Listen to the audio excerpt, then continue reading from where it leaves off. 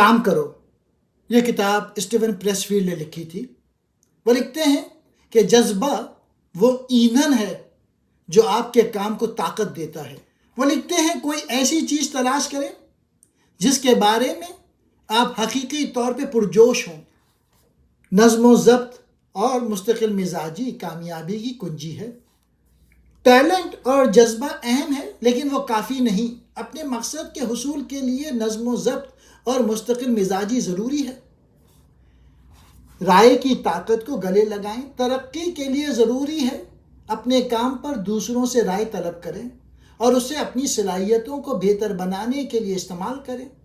تنقید سے مت ڈرو، یہ سیکھنے کا ایک قیمتی ٹول ہو سکتا ہے۔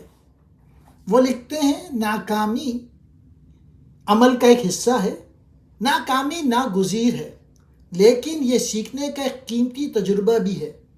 ناکام ہونے سے مت ڈرو، یہ صرف کامیابی کے راستے پر ایک پتھر ہے۔